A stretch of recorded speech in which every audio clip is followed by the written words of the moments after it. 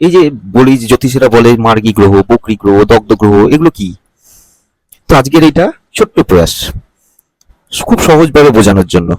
নমস্কার, আমি আপনাদের সবার পরিচিত জ্যোতিষ বিপ্লব চক্রবর্তী আবার এসে গেছি একটা ছোট্ট ভিডিও নিয়ে।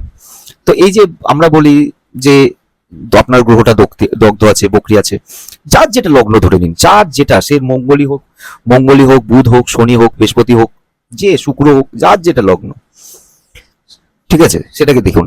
আপনার লগ্নপতিটাকে দেখে নিন, মানে যে যার লগ্ন, কারণ লগ্ন হচ্ছে রাশি না, কিন্তু লগ্ন। কারোর লগ্ন বৃশ্চিক লগ্ন, কারোর মিথুন লগ্ন, কারো তুলা লগ্ন, সেই লগ্নের যে লগ্নপতি, মানে সেই ঘরের যে মালিক, সেই মালিকটার সামনে দেখুন কোনো চিহ্ন আছে কিনা, মানে হচ্ছে নর্মাল আছে না, হ্যাশট্যাগের মতন একটা চিহ্ন আছে, না বকরি আছে। তাহলে এই তিনজনের, আমি যার যেটা লগ্ন, তিনটে তো একই লগ্নপতি, তো একই হওয়া উচিত।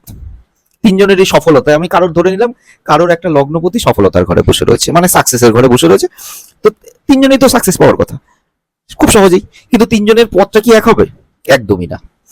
যার মার্গী গ্রহ আছে, সে যে কোনো লগ্নই হোক, কে দেখছে কে দেখছে না, কে শুভ গ্রহ যুক্ত না অশুভ গ্রহ যুক্ত, ডাজ নট ম্যাটার।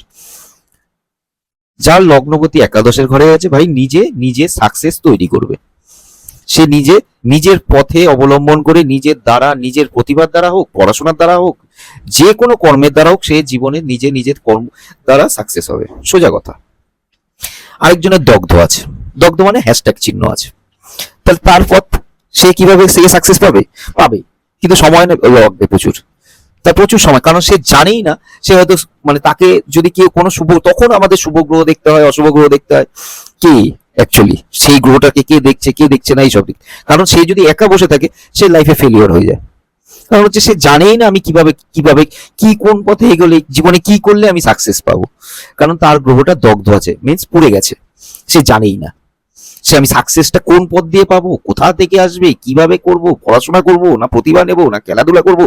সে নিজের কোনো লাইফের কোনো সিদ্ধান্তই নিতে পারে না, সে কর্তব্যই জানে না নিজের কর্তব্যটা কি। তাহলে সে সাকসেসটা পাবে কোথা থেকে? তখন আমাদের অন্যান্য উপায় অবলম্বন করতে হয়। তার জীবনে সাকসেস আছে, কিন্তু অন্যান্য মানে অন্যান্য গ্রহদের উপর তখন আমাদের একটুখানি চোখ বোলাতে হয়। আরেকটা হচ্ছে বকরি গ্রহ। এই বকরি গ্রহটা হচ্ছে ওই দুটো গ্রহের থেকে, ওই সব গ্রহের থেকে বকরি গ্রহ হচ্ছে সব থেকে বেশি শক্তিশালী। কারণটা কি? কিন্তু সমস্যাটা হচ্ছে বকরি গ্রহ সাকসেস পেতে গেছে, আপনার যে কোনো লগ্নই হোক, যে কোনো গ্রহই, রাহু কেতু ছাড়া যে কোনো গ্রহ বকরি আছে, সে যেই ভাবের কর্ম করুক না কেন, তারা সেই ভাবের একবার চেষ্টা করবে, একবার একটু চেষ্টা করলো, দেখলো বাবা প্রচুর খাটনি, ও এছাড়া অনেক খাটনি, কিংবা আটকে গেছে, সমস্যা চলে এসছে, সেই সমস্যা তার প্রাচীরটাকে উতরাতে পারেনি, তাহলে কোনো না কোনো ভাবে সে ফেলিওর হয়ে গেছে লাইফে। তখন সঙ্গে সঙ্গে কি করবে? সাথে সাথে সে রাস্তা চেঞ্জ করে অসৎ পথ অবলম্বন করে নেবে, কিংবা হয়তো সে সৎ গ্রহ উন্নয়নের অসৎ পথ অবলম্বন করবে না, কিংবা সে ব্রেন খাটাবে, কাকে একে সোর্স লাগাবে, ওকে সোর্স লাগাবে, এর কথা সহ্য করবে, কি আরো না, মানে কোনো না কোনো উপায়ে তারা না অন্যের হাত ধরে সাকসেসের পথটাকে তৈরি করতে চায়, সে নিজে আর খাটতে চায় না, তখন অন্যকে সাহায্য করতে লাগে। কিন্তু সমস্যাটা হচ্ছে, তারা যদি নিজেরা আর একবার দুবার চেষ্টা করে না, তাহলেই সাকসেস চলে আসে, কিন্তু তারা করে না। বকরি মানে হচ্ছে তুমি বারবার চেষ্টা করো, বারবার। তাহলে জ্যোতিষ শাস্ত্র অনুযায়ী কিন্তু সে বারবার চেষ্টা করলে সাকসেস পেয়ে যাবে। সে আপনি যে কোনো কাজেই হোক, আপনার যে কোনো লগ্নপতি হোক, সেই লগ্নপতিটা, সেই গ্রহটা বকরি হয়ে রয়েছে, কিংবা যে ভাবের অধিপতি বকরি হয়ে রয়েছে, আপনি সেই ভাবের কোনো কাজ করতে যাচ্ছেন, আটকে গেছেন, আপনি আবার চেষ্টা করুন, আপনি ফল পেয়ে যাবেন। একবার হেরে যাবেন, দুবার হেরে যাবেন, তিনবারের বার সাকসেস পেয়ে যাবেন, 100% সাকসেস পেয়ে যাবেন।